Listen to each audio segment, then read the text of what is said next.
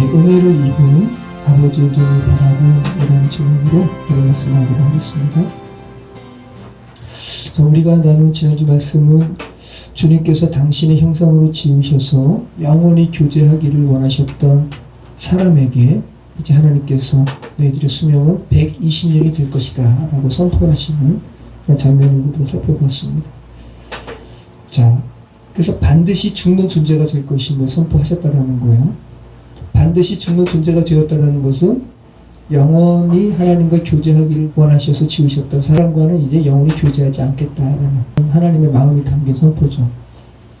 그것을 120년이라는 그런 수로 말씀하셨습니다. 그래서 어떤 사람이 30년을 살든 20년을 살든 70년을 살든 성경의 의미로 본다면 120이라는 제한된 수를 살고 죽는 거죠.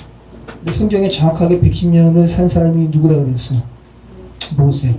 그런데 모세가 죽을 때 눈도 흐리지 않고 기력도 쇠하지 않았다 라는 말씀을 우리 지난주에 살펴봤습니다. 사람이 하나님의 영이 함께 하신다면 사람은 죽는 존재가 아니고 영원히 하나님과 교제하는 존재임을 창세기 6장의 말씀과 모세의 죽음과 아울러서 말씀하고 있는 거라 우리 지난주에 살펴봤습니다. 자, 그럼 우리가 한번 하나님께서 당신의 형상으로 지으신 사람을 언젠가는 죽는 존재가 되게 하겠다라고 결단하시고 그것을 선포하셨을 때 그 하나님 아버지의 마음은 어떠하셨을까? 그죠? 우리는 그냥 단순히 텍스트로 읽으니까 그냥 하나님이 신이 인간에게 이렇게 선포하셨네 라고 덤덤하게 읽지만 근데 이것을 인격이신 하나님의 마음으로 여러분 읽어보신다면 이것을 선포하셨을 때 하나님의 마음은 좋으셨을까요? 굉장히 슬픈 것이죠.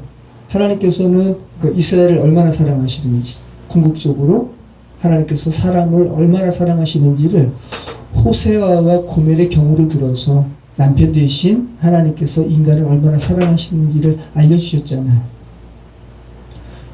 인간에게 있어서 가장 큰 스트레스가 뭐라 그래요? 죽음인데 누구의 죽음?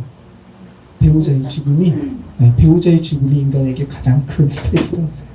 부부처럼 우리 인간과 교제하기를 원하셨는데 이 인간에게 언젠가는 단절될 것을 선포하신 하나님은 너무 마음이 아프신 것이죠. 그런 것을 한번 생각해 보시기 바랍니다. 자, 하나님께서 인간을 120이라는 수로 제한하신 것은 또 인간을 향한 하나님의 은혜도 있다 그랬습니다.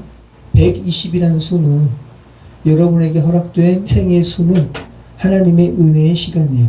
어떤 은혜의 시간? 죽음 가운데 그대로 매몰되어 있지 않고 하나님께 돌아올 충분한 은혜의 시간이라는 거죠. 이것이 왜 충분한 은혜의 시간이냐 하면 단순하게 생각하신다면 여러분에게 내려진 밧줄을 잡으면 되니까 인간에게 베풀어진 은혜의 시간이 또 120이라는 제한된 수라는 것을 우리는 다시 한번 생각하게 됩니다. 여러분에게 주어진 지금 살아가시는 인간의 생애는 은혜로 제시된 하나님의 구원의 초청에 반응할 충분한 시간이라는 것. 자, 우리 5절 말씀, 오늘 말씀 살펴보도록 하겠습니다. 우리 5절 말씀 같이 읽겠습니다. 여호와께서 사람의 죄악이 세상에 가득함과 그의 마음으로 생각하는 모든 계획이 항상 악할 뿐임을 보시고. 네. 자, 오늘 우리가 읽은 5절 말씀은 그 육신이 된 반드시 죽을 수밖에 없는 존재가 된 사람들의 삶을 한마디로 규정하고 있는데 그의 마음으로 생각하는 모든 계획이 항상 악할 뿐임을 보시고 반드시 죽는 존재가 된 인간을 한마디로 규정한다면 악이라고 이렇게 말씀하고 있습니다. 하나님의 영이 떠난 자, 네피림, 용사 이런 자들을 한마디로 성경의 표현대로 한다면 악의 지배하에 있는 자라는 것이죠. 그들의 마음속에 악이 있기 때문에 계획하는 것도 악하며 그리고 그 악의 상태가 일시적인 것이 아니라 매 순간이 그러함을 모든 계획이 항상 악할 뿐임을 보시고라고 항상이라고 표현하고 있어요. 하나님 편에서는 멸하실 수밖에 없는 그런 존재가 된 거예요. 그런 상태가 된 겁니다. 자, 항상이라는 말이 성경에 가장 처음 나왔을 때는 이렇게 인간의 악한 상태를 보시고 아파하시는 이러한 묘사를 하신 것이 아니라 구원의 기사에 처음 나왔어요. 창세기 1장 25절에 처음 나왔습니다. 이 콜이라는 단어거든요. 항상, 모든이라는 의미인데 어느 것 하나 예외 없이 모든 것을 의미할 때 히브리어 콜을 사용하는데 창세기 1장 25절에 처음 나오는 거예요. 우리 같이 한번 읽어보겠습니다. 하나님이 땅의 짐승을 그 종류대로, 가축을 그 종류대로, 땅에 기는 모든 것을 그 종류대로 만드시니 하나님이 보시기에 좋았더라. 네, 하나님이 계획하신 대로 완전히 이루어진, 창조의 기사는 구원의 기사니까 네, 하나님의 뜻대로 이루어진 구원과 관련된 것을 보시고 하나님께서는 모든이라는 단어를 처음 사용하셨다는 거. 그런데 이 단어를 지금 죄로 인해서 죽은 인간에게 또 쓰고 있다는 거죠. 얼마나 하나님께서 마음이 아프시겠어요? 여호와께서 사람의 죄악이 세상에 가득함과 그의 마음으로 생각하는 모든 계획이 항상 악할 뿐임을 보시고, 하나님께서 인간의 상태를 보시는 거예요. 라라는 단어입니다.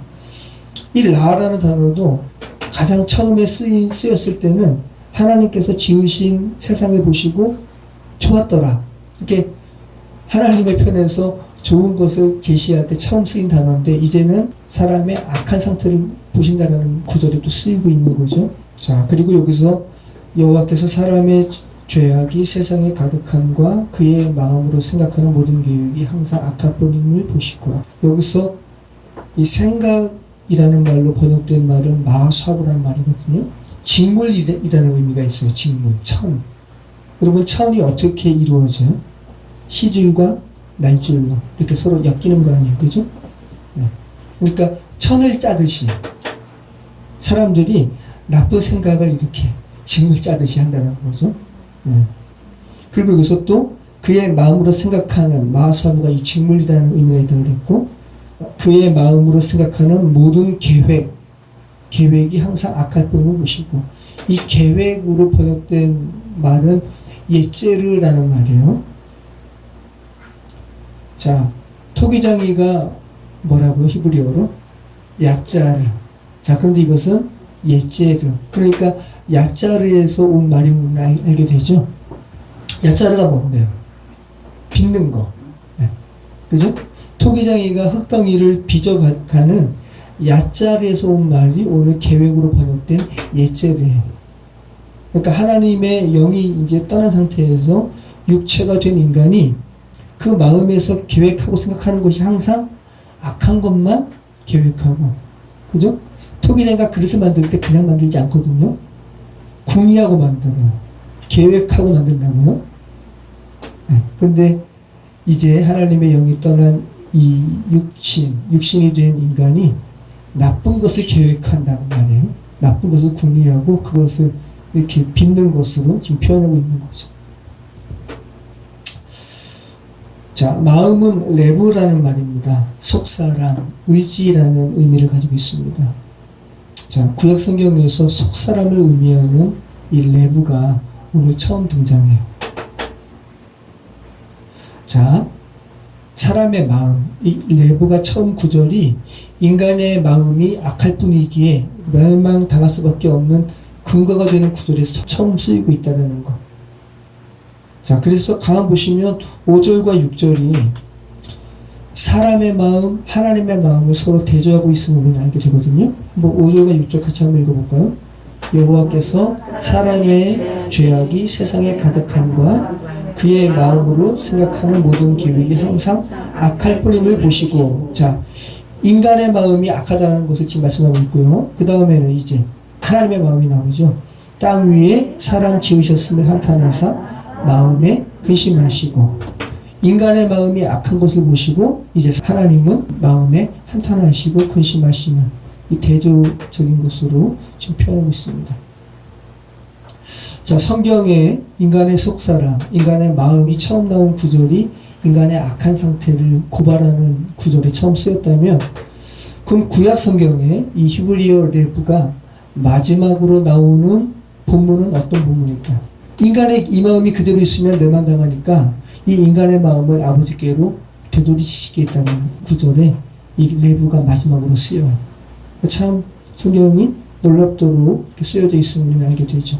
말라기 4장 5절로 6절 같이 읽겠습니다. 보라, 여호와의 크고 두려운 날이 이르기 전에 내가 선지자 엘리야를 너에게 보내리니 그가 아버지의 마음을 자녀에게로 돌이키게 하고, 여기 레브예요. 네. 자녀들의 마음을 그들의 아버지에게로 돌이키게 하리라. 레브입니다. 돌이키지 아니하면 두렵건대 내가 와서 저주로 그 땅을 칠까 하노라 하시니라. 그죠? 이 세례 요한을 예표하는, 네. 여기서 이 내가 선지자 엘리야를 너에게 보내리니, 이 엘리야가 세례 요한을 말하는 거예요. 그리고 세례 요한이 자녀들의 마음을 아버지께로 돌이키게 해요? 아니죠? 세례 요한은 누구 올 길을 예비하신 자예요? 그죠? 예수님이 오실 길을 예비하신 자. 그러면 아버지의 마음을 하나님께로 돌이키게 하고, 또 하나님의 마음을 자녀들에게 향하게 하시는 그 일을 누가 하셨다는 거예요? 예수 그리스도. 자, 레브가 처음 쓰인 구절과 마지막 쓰인 구절을 우리가 살펴봤습니다. 그러니까 지금 창세기 오늘 우리가 읽은 이 본문은 이 너희들이 살아가는 이 시대가 어떠한지를, 그들의 마음이 악함으로 인해서 세상에 도출되는 것은 다 악해라는 것을 이렇게 고발하는 그러한 구절을 우리가 읽은 거죠. 제가 어저께 제가 유튜브로도 이렇게 도자기 관련해서도 영상을 많이 보거든요. 도자기를 제작하는 기법이 시대가 갈수록 발전되겠죠. 오늘날에는 도자기를 어떤 것도 가능할까요? 3D 프린터입니다. 3D 프린터의 그 액을, 흙을 집어넣으면, 그죠? 층층 이렇게 적층하는 거 아니에요? 쌓으면 도자기가 되는 거야. 근데 제가 어제 본 것은 그 도자기 최종적인 원료인 흙을 넣은 것이 아니라, 도자기를 만드는 여러 가지 기법이 있는데, 이렇게 손으로 빚는 것도 있지만 이렇게 석고틀에 주입해가지고 대량으로 나오게 하는 것도 있어요. 그래서 인터넷에서 도자기가 되게 싼 거 많잖아요, 그죠? 이런 거는 대량으로 나오는 거죠. 석고틀에 찍어서. 근데 이런 거는 되게 비싸겠죠? 이거 얼마 같아요? 자, 그런데 그래서 이 석고틀이 하나가 나오면 한 석고틀당 한 500개 정도 찍는데요. 500개. 석고틀을 이제 또 석고틀을 제작하는 업체에다 맡기는 거죠. 그러면 계속 석고틀에다가 흙물을 주입하면 나중에는 이제 촉촉해지고 문드러지기 때문에 500개 이상은 못 찍어요. 자, 근데 어저께 어떤 도예가가 아래는 네모난데 위에는 팔각형으로 이렇게 면치기가 된 컵을 만드는 거예요. 근데 이것을 원래대로 하면 사람이 흙으로 먼저 빚고 이 칼 같은 걸로 이렇게 면을 쳐서 원형을 만들거든요. 진흙으로 원형 만들고 석고를 붓고 그 석고에다가 흙물을 집어넣어서 이렇게 형태 만드는 건데, 와, 어제 그분은 3D 프린터로 석고의 원형을 제작하는 거예요. 그러면서 밑에 있는 네모난 값을 입력을 하더라고요. 수치로. 그리고 위에 있는 또 팔각형의 입력값을 수치로 입력하고, 그리고 같은 건 뭘 탁 누르니까 착착착착 하면서 원형이 나오는 거예요. 제가 그거 보면서, 야, 이 컴퓨터에 그 값을 지정하니까 그대로 나오는 거죠. 그지? 네. 컴퓨터로 여러 가지 값을 지정하고 엔터키를 누르니까 3D 프린터가 그 입력된 값을 그대로 출력하는 거예요. 입력된 그대로 출력되는 거예요. 그리고 제가 그 프린터가 출력되는 상황을 보는 거잖아요. 오늘 말씀으로 한번 비교해 보세요. 제가 일부러 오늘 말씀에 쓰일 단어를 쓰고 있는 거죠. 하나님께서 보시는 거예요. 제가 그 프린터를 보는 것처럼. 그죠? 제가 본 그 프린터는 입력된 값 그대로 출력됐어요. 하나님이 사람을 보시는 거예요. 사람의 마음이 악하기 때문에, 그죠? 사람의 마음에 악한 것이 입력되어 있으니까 사람의 결과도 악한 것으로 출력되는 거예요. 그죠? 그것을 보면서, 야, 내 마음에 어떤 것이 있나. 정말 정확하게 우리가 하는 행동은 우리 안에 있는 마음이 밖으로 나오는 거예요. 그래서 예수님도 그 말씀 하시잖아요. 그 제자의 여러 가지 정결 규례에 대해서 바리새인들이 뭐라고 하니까 야, 이 밖에 행동이 문제가 아니라 안에 있는 것이 밖으로 나오는 거야. 그죠? 이렇게 말씀하시거든요. 다시 한번 우리 마음을 하나님의 은혜로 정하게 한다는 것이 어떤 것인지를 다시 한번 생각하게 되더라고요. 지금 죄된 세상을 보시죠? 그죠? 얼마나 악한 행동이 그대로 자행되는 세상에 우리가 살고 있습니까? 오늘날뿐만 아니라 노아의 시대도 그랬다. 자, 이런 세상을 보시고 6절 말씀은 하나님께서 한탄하셨다고 말씀하십니다. 우리 같이 읽겠습니다. 땅 위에 사람 지으셨음을 한탄하사 마음에 근심하시고. 자, 오늘 우리가 읽은 6절 말씀은 사람의 죄가 하나님의 감정에도 영향을 주고 있음을 보여줍니다. 나함이라는 거거든요. 한탄하다. 나훔 선지자가 이 나함에서 온 이름이 나함에서 온 거예요. 위로의 선지자 나훔이에요. 그래서 이 나함은 한탄하다, 위로하다라는 의미가 있어요. 요셉이 나중에 요셉에게 악행을 저질렀던 형들이 아버지가 죽자 요셉이 그 악을 되갚을까 두려워하는 형들에게 요셉이 위로하죠. 간곡한 말로 위로하였더라. 이건 나함이에요. 그런데 하나님께서 사람 지으셨음을 한탄하시고 근심하셨다고, 그죠? 오늘 개역 성경은 기록합니다. 그래서 우리가 이 말씀을 그대로 읽게 되면 무슨 신이신 하나님께서 후회도 하시네, 이렇게 생각하실 수도 있는데, 하나님께서 얼마나 인간의 죄악을 보시고 아파하시는 것을 이렇게 신인 동영롱처럼 인간처럼 이렇게 표현하고 있는 기록이라는 겁니다. 하나님께서는 인간처럼 이미 행하신 일을 후회하시는 분이 아니세요. 그러니까 지금 오늘 후회한다, 안타까워한다라고 표현하신 이 본문은 인간을 되돌리시기를 원하시는 하나님의 마음을 이렇게 애들로 표현한 거죠. 의인화해서 인간을 살리시기를 원하시는 아버지의 마음을 의인화해서 이렇게 표현하고 있는 겁니다. 한탄하사 근심하시고, 이 근심하시고로 번역된 말은 야차브라는 말이에요. 의미는 몹시 슬퍼하다, 가슴 아파하다. 아버지의 마음이에요. 하나님은 육신의 그 어떤 아버지보다 정확한 아버지의 마음을 표출하시죠. 인간을 향해서 위로하시고 인간의 죄악성을 향해서 아파하시고, 그리고 특별히 이렇게 히브리어 문법이 있는데 강조재귀라는 문법이거든요.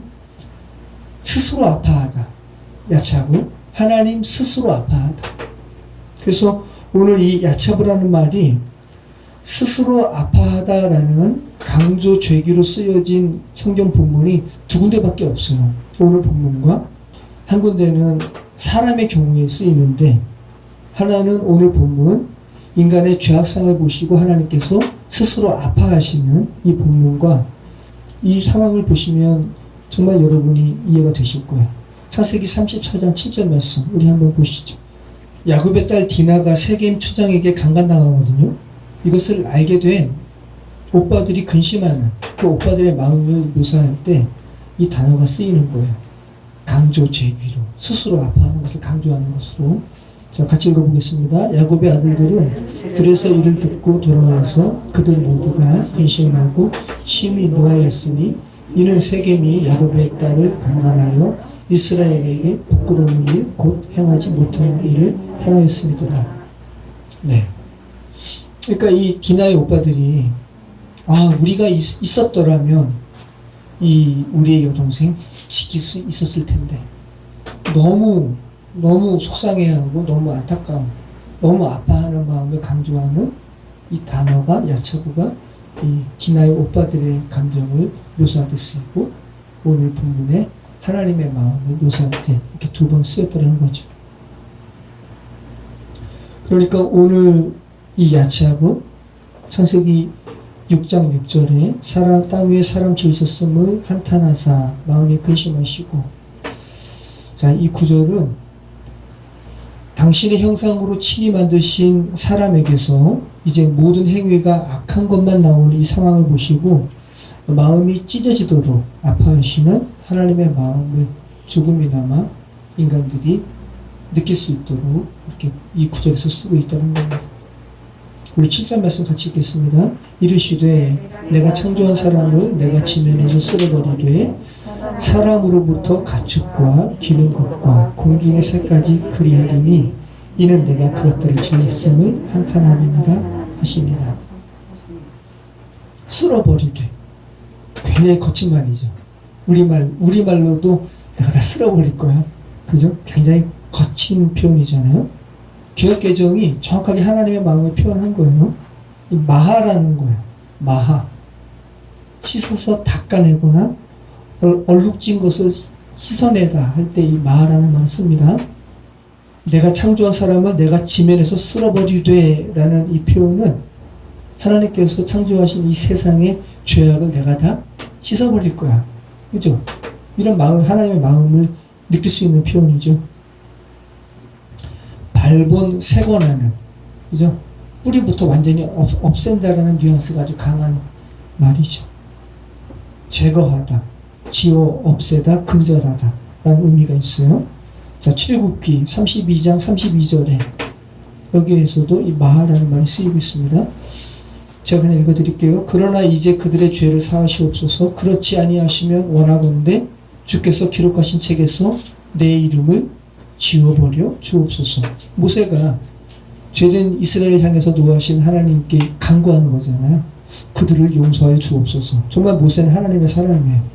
그렇지 않으면 제 이름 생명책에서 지워버려 주시옵소서. 이렇게 이스라엘 백성을 위해서 간구하는 거죠. 출애굽기 32장 33절. 이제는 하나님께서 모세에게 말씀하십니다. 여호와께서 모세에게 이르시되 누구든지 내게 범죄하면 내가 내 책에서 그를 지워버리리라. 마하에 버리리라. 자, 이제는 다윗이 밧세바와 동침한 후에 그럼 다윗은 하나님께 어떠한 기도했겠어요? 내 죄를 지워주소서. 그죠? 한번 읽어볼까요? 시편 51편 1절. 하나님이여 주의 인자를 따라 내게 은혜를 베푸시며 주의 많은 긍휼을 따라 내 죄악을 지워주소서. 네. 정말 인간이 하나님께 간구할 내용은 이거밖에 없어요. 내 죄악을 지워주소서. 내가 창조한 사람을 내가 지면에서 쓸어버리되, 이게 하나님의 마음이에요. 죄를 쓸어버리기를 원하시는 거. 하나님은 정결하신 분이시기 때문에 어떠한 죄도 용납하지 못하시는 분이시죠. 쓸어버리되 사람으로부터 가축과 기는 것과 공중의 새까지 그리하리니 이는 내가 그것들을 지었으니 한탄한 임이라 하시니라. 자, 그래서 오늘 이 지워버린다, 쓸어버린다라는 말은 계속 6장 이후로 넉 장에 걸쳐서 홍수와 관련된 기사가 나온다고 했잖아요. 내가 쓸어버리되, 이 마하라는 말은 인간의 죄악은 물로 씻겨진다라는, 물로 씻어짐이라는 이 의미를 연상하도록 하고 있어요. 그러니까 의도적으로 사용된 말이라는 거예요. 그러면서 하나님께서 지면, 하늘에서 맞닿는 지면뿐 아니라 사람, 그리고 가축, 기는 것, 공중의 새까지 쓸어버리겠다고, 그 죄로 인해서 오염된 세상을 도말하시는 범위를 말씀하세요. 자, 이것이 어떤 의미가 있을까요? 왜 사람의 죄악으로 인해서 사람뿐 아니라 가축, 기는 것, 공중의 새까지 그러한 심판에 포함되어야만 할까요? 그리고 왜 물고기는 그 형벌에서 제외될까요? 물고기는 언급되지 않죠. 근데 앞으로 우리가 이제 계속 살펴볼 텐데 오늘 살펴보겠습니다. 계속 공중의 새와 그 노아의 홍수와 관련된 기사에서, 그죠? 노아의 홍수에 대해서, 심판에 대해서 하나님께서 경고하시는 오늘 본문의 말씀에 이 말씀 나오고, 또 방주를 짓고 그 방주에 너와 너뿐만 아니라 동물들 들여보내라 라는 말씀에 이 사람뿐 아니라 공중의 새, 들의 짐승, 기는 것, 이거 말씀하시거든요. 또 그 방주에서 홍수가 끝나고 그 방주에서 나올 것을 말씀하실 때도 똑같이 등장해요. 자, 그 다음에 창세기 9장에서는 방주에서 나온 노아와 세 아들에게 창세기 1장의 창조기사에 이 아담에게서 복을 주시며 생육하고 번성하라 라는 말씀을 하시는데, 이때도 등장하는 거예요. 짐승과 공중의 새와 땅에 기른 것. 이 사람의 죄와 더불어서 공중의 새, 땅의 짐승, 기는 것 똑같이 등장한다는 말씀이에요. 그런데 어느 구절에서도 물고기는 등장하지 않아요. 자, 그럼 물고기가 등장하지 않는 이유, 왜 그럴까요? 단순히 물리적으로 물로 심판하니까, 물고기는 어차피 물에서 사는 존재니까 이렇게 단순하게 생각하지 마시고, 물로 심판하는 과정 가운데 살려면 어떻게 살아요? 사는 존재들은 어떻게 해야 물로 심판하는 그 상황 속에서 살 수가 있어요? 방주에 들어가야 되잖아요. 네, 그것이랑 물고기가 포함되지 않는 것을 여러분 생각해 보시기 바라요. 자, 한번 볼게요. 창세기 6장 이후 노아의 홍수 사건을 기점으로 창세기 1장 이후의 창조 사건이 계속해서 재반복되고 있다는 것. 창세기 6장 19절로 21절 우리 같이 읽겠습니다. 혈육 있는 모든 생물을 너는 각기 안수 한 쌍씩 방주로 이끌어들여 너와 함께 생명을 보존하게 하되, 새가 그 종류대로, 가축이 그 종류대로, 땅에 기는 모든 것이 그 종류대로 각기 둘씩 내게로 나오리니 그 생명을 보존하게 하라. 그죠? 물고기는 없습니다. 자, 방주에 들여 보내기 전 이제 나옵니다. 창세기 7장 8절로 9절. 창세기 7장 8절로 9절 같이 읽습니다.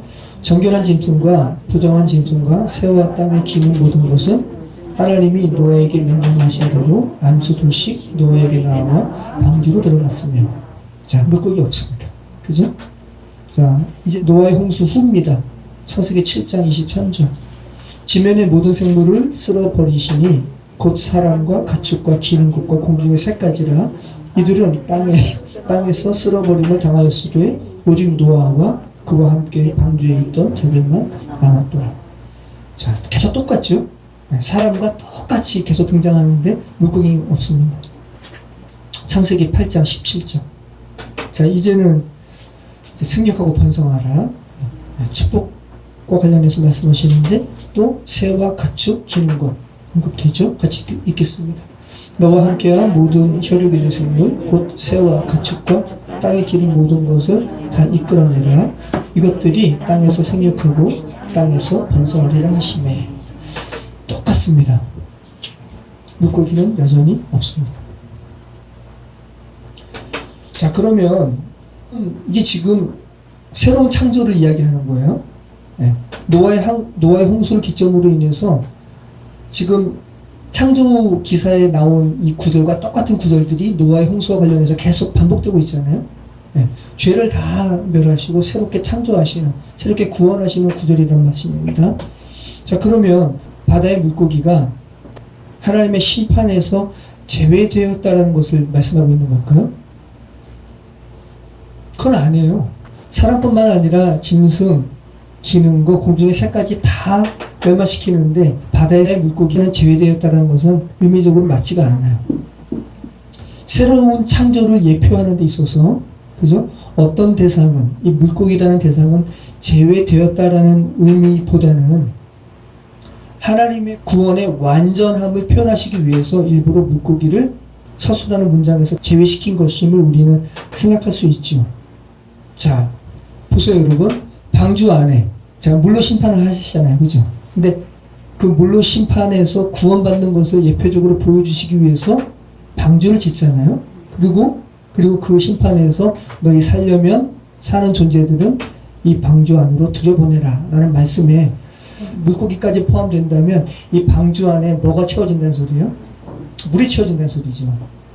그러면 그 방주가 구원의 역할을 온전히 할 수 있어요, 없어요?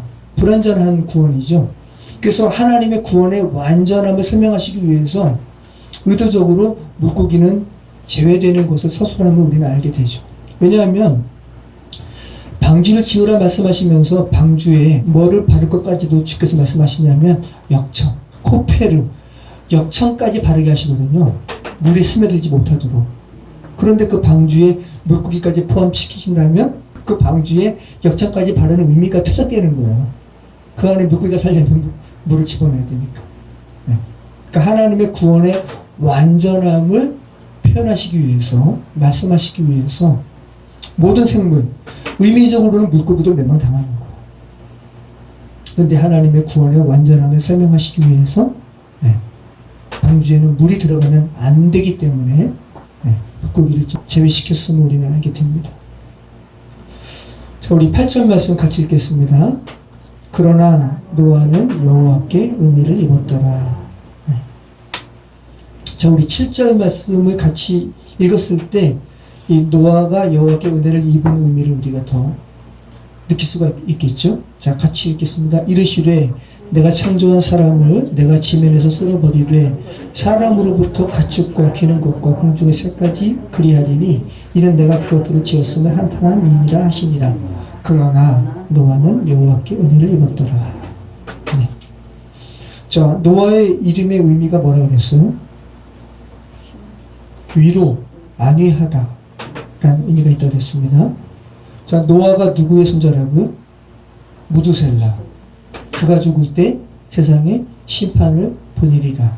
그래서 무두셀라의 아들 라멕의 아들이 노아죠. 노아 600세 때 무두셀라는 죽었습니다. 우리 그때 살펴봤습니다. 기억하시죠? 네.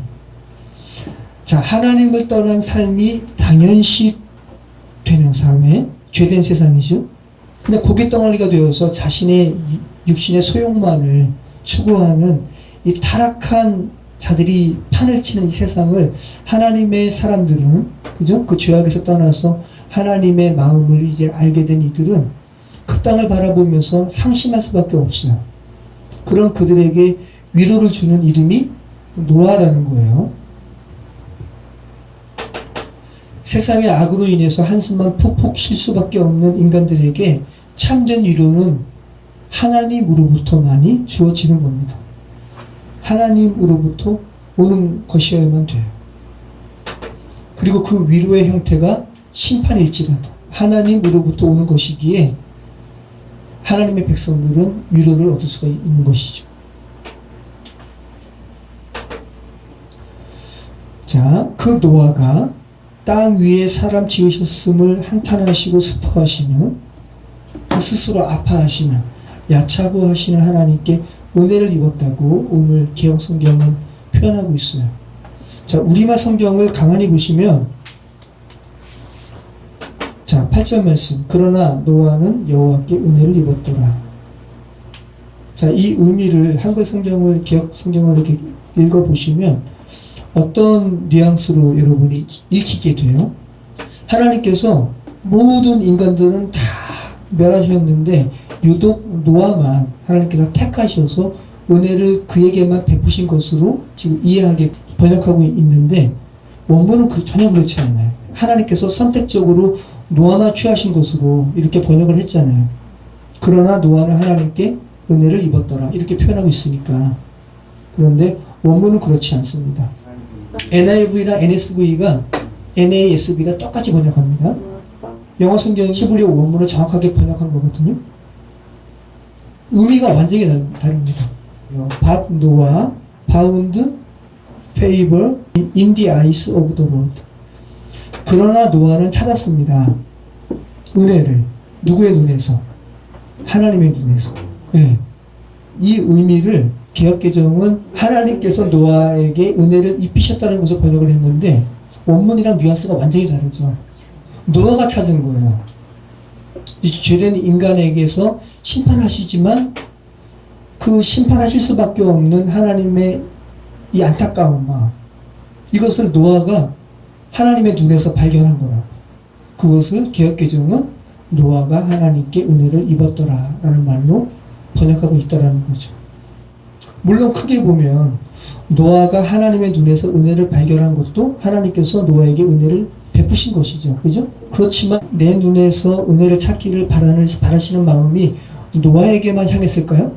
아니에요. 하나님은 죄로 인해서 죽는 타락한 모든 인간들이 그대로 죄 가운데 멸망하지 않고 내 눈에서 은혜를 발견하기를 하나님도 원하시는 거죠. 근데 사람들은, 대다수 죄인들은 관심도 없어요. 그러나 노아는, 그죠? 네. 하나님의 눈에서 다 자기의 죄만 파먹고 자기의 죄의 무게만 이렇게 바라보다가 죽는데, 노아는 눈을 들어서 하나님의 눈을 바라봤다고. 그러니까 여러분 성경은 정말 하나님의 전적인 주권도 묘사되어 있고 하나님의 전적인 주권에 대한 인간의 반응도 묘사되어 있어요. 그러니까 하나님의 전적 주권만 강조하고 있지 않아요, 성경은.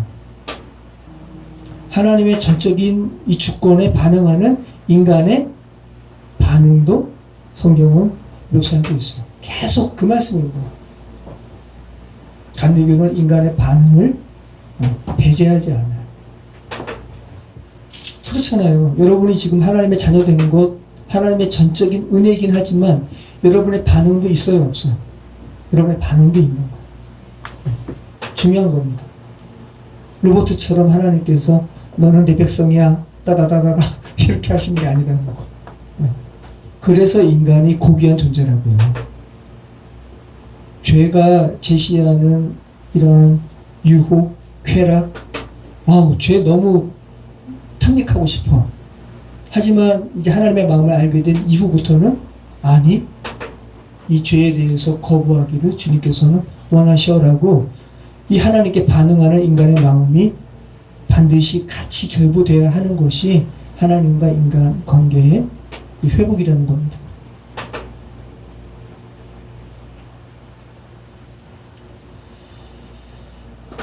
자, 오늘 본문은 인간이 어떻게 살아나는 것인지 보여주는 문장입니다. 그죠?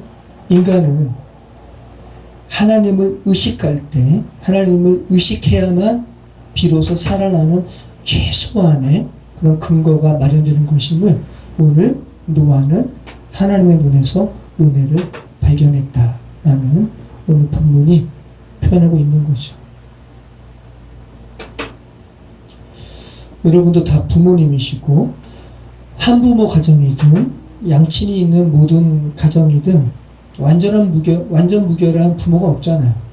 그러니까 사람들은 모두 자신이 살아가면서 하나님 아버지가 어떤 분이신지 배울 수밖에 없어요. 그리고 배워야 돼요. 그죠? 저도 하나님에 대해서 배워가요. 특별히 하나님 아버지에 대해서. 우리 재훈이가 인천에서 태어났어요. 그래서 재훈이가 내 고향 인천 하면서 SK를 이렇게 응원했거든요. 인천에 제가 교회 사택이 그때 주어져가지고, 사택, 전도사인데, 한 교회를 1년 동안 제가 주일 설교를 했어요. 본교회도 오후 예배 때는 가고, 또 일부 예배 때는 그 교회에서 제가 이렇게 설교를 했어요. 그리고 위에 사택이 있고, 그래서 아무튼 거기서 사역하고, 그리고 이제 예배 끝난 다음에 그 위에 있는 사택에 제가 이제 올라가는데, 재현이는 아직 엄마 뱃속에도 없었을 때고, 재훈이가 애기인데 막 태어난 갓난 애기. 근데 이제 얘가 말을 배울 때예요. 제가 지금도 그때를 기억하는데, 초인종을 누르는데 우리 재훈이가 말을 배울 때니까 아빠 하면서 저한테 오는데, 제가 그때 재훈이가 제일 처음 저한테 아빠라고 했을 때, 어색하지 마, 아빠라고 했을 때 제 마음속에 느껴진 처음 감정 뭔지 아세요? 야, 나는 재훈이가 내게 어떤 잘못을 하더라도 나의 용서하겠다 라는 마음이 가장 먼저 들었어요. 하나님께서 가르쳐 주신 것 같아요. 하나님의 마음을. 왜 그 마음이 가장 먼저 들었는지 몰라도 아빠라고 하면서 제게 다가올 때 어떤 잘못을 해도 나의 용서하겠다 라는 마음이 가장 먼저 그 감정이 들었습니다. 자, 여러분도 자녀를 키우시면서 혹시 여러분이 자녀들을 혼낼 때 자녀들이 했던 처음 반응은 어떤 것이었어요? 기억나시나요? 김하석 권사님, 한승덕 형제 매매 들 때 그 아들이 승덕 형제가 가장 먼저 했던 반응이 어떤 거예요? 혹시 수빈이 어머니는 수빈이한테 가장 먼저 맴매 들었을 때 수빈이가 했던 행동 혹시 기억나세요? 두려움. 우리 김영아 성도님은 눈빛이 눈빛이라는 거는 수빈이 눈을 보셨다라는 거네. 수빈이도 엄마의 눈을 봤다라는 거고. 똑같죠. 강렬이 혼냈을 때 강렬이 어떻게 했어요? 두려움. 두려움으로 엄마를 쳐다보셨죠. 예. 저도 그래요. 제가 재훈이를 맴매를 했을 때 재훈이가 당황해하면서 제 눈을 보는 거예요. 오늘 본문의 말씀이랑 같이 생각해 보시기 바래요. 오늘 제목도 그렇게 제가 정했잖아요. 아버지의 눈을 네, 은혜를 입은 아버지의 눈을 바라보. 이게 노아잖아요. 한국 개혁개정은 노아가 하나님께 은혜를 입었다고 표현했지만 그 원 의미는 노아가 하나님의 눈에서 은혜를 발견함이죠. 제가 재훈이 막 혼냈을 때 재훈이가 제 눈을 따라가면서 보는 거예요. 아, 이 아빠가 정말 나 미워서 혼내는 거 아니겠지? 그죠? 네. 그러니까 이제 수빈이가 엄마한테 혼날 때도 당황함으로 쳐다보지만 이 사랑스러운 엄마가 나를 미워서 혼내는 건 아닐 거야. 강렬이도. 그죠? 김영아 성도님의 눈을 바라보는 것은 엄마가 얼마나 좋은 엄마인데 나를 때리나 이렇게 쳐다보는 거죠. 네. 제 코를 보는 것도 아니고 입을 보는 것도 아니고 눈을 보는 거예요. 왜 눈을 봐요? 사람들이 왜 눈을 볼까요? 눈에 마음이 비치기 때문에. 그래서 눈이 히브리어로 뭐예요? 알파벳도 아인이라고 그랬죠? 아인, 눈을 형상화한 거예요. 그리고 샘물도 히브리어 단어가 아인이에요. 눈은 마음의 창이에요. 그래서 노아가 하나님의 눈을 보는 거예요. 이 죄된 세상에 분노하시고 멸하시는 하나님의 마음을 보시는 거죠. 이 안에 그런데 하나님의 은혜가 있구나. 하나님의 심판에는 주님의 은혜가 있는 것이구나. 노아는 그리고 비로소 발견했어요. 영어 성경은 파운드라고 이렇게 파인드 과거형으로 번역했지만 히브리어는 맞자라는 거예요. 발견하다. 노아가 찾았어요. 여러분 발견은 그냥 건성으로 보면은 보여요, 안 보여요? 발견한다는 것은 돋보기 들고 이렇게 찾듯이 노아가 하나님을 그렇게 찾았다고. 그리고 하나님의 눈에서 비로소 하나님의 은혜를 발견했다고. 이것이 죄된 세상에서 회복된 사람들의 회복받는 사람들의 행위죠. 사람들의 모습이죠. 그런데 사람들은 죄된 세상을 살아가는 사람들은 하나님에 대해서 그렇게 발견하려고 노력하지 않아요.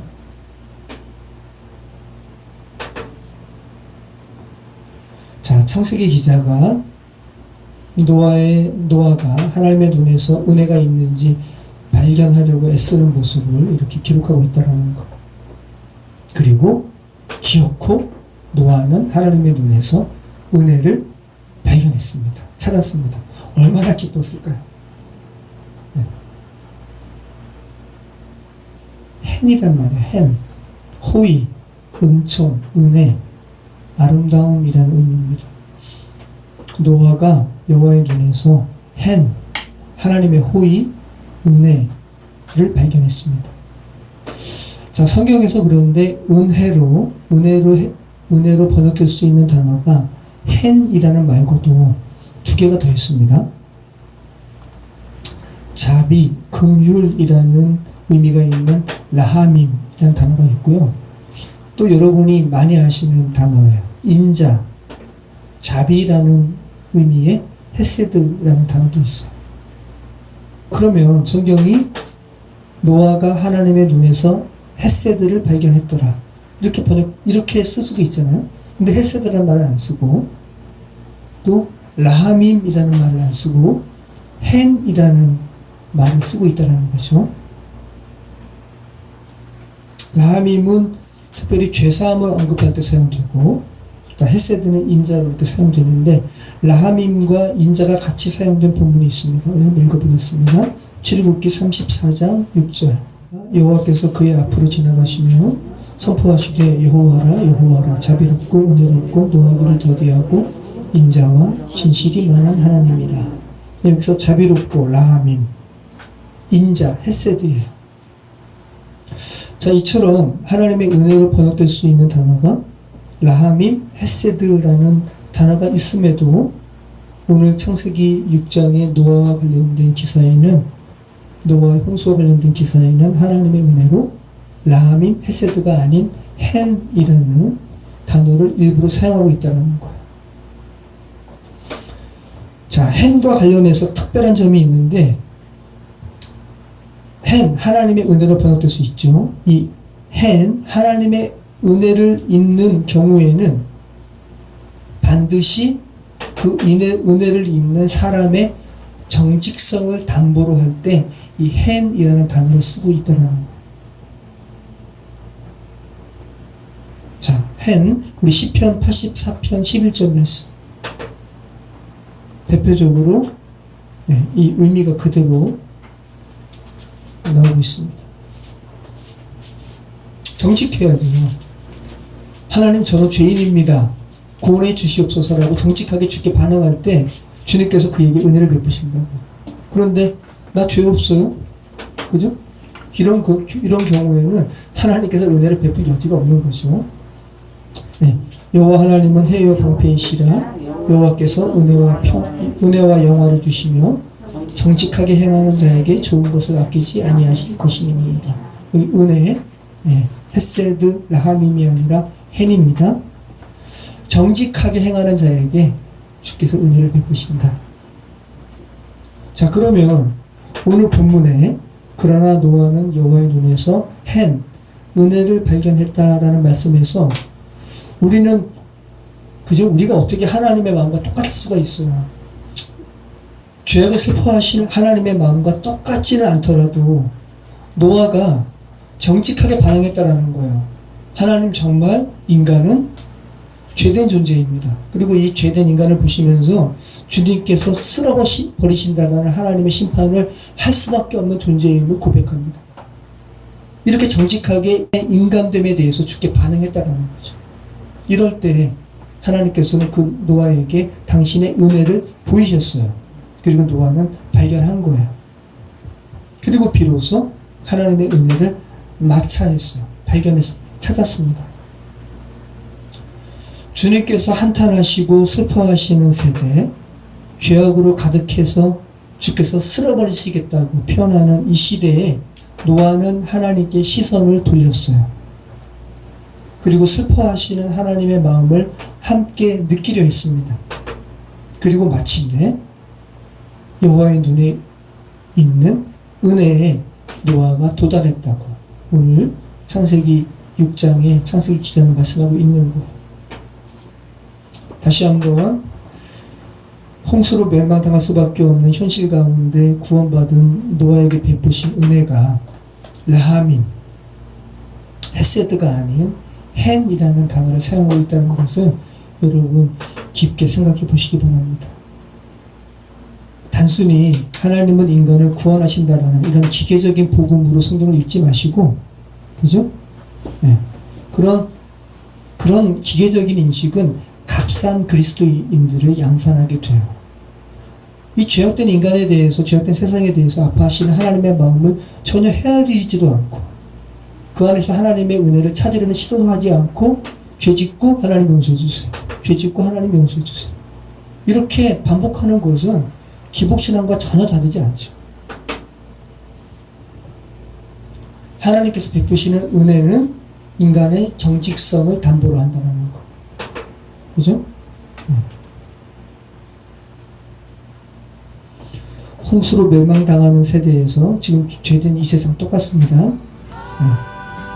이런 세상에서 구원받는 이들에게 베푸시는 행, 하나님의 은혜는 그 은혜를 받는 인간이 아주 값싼 회개가 아니라, 가벼운 회개가 아니라 정말 자신의 죄를 처절하게 아파하는 그런 인간의 그 자신의 처절한 회개를 담보로 한 하나님의 은혜라는 것. 여러분 기억하시기 바랍니다. 모쪼록 노아처럼 하나님의 눈에서 은혜를 기억고 발견하시는, 하나님의 눈에 있는 은혜에 도달하시는 저와 여러분의 삶이 되시기를 축원합니다. 기도하겠습니다.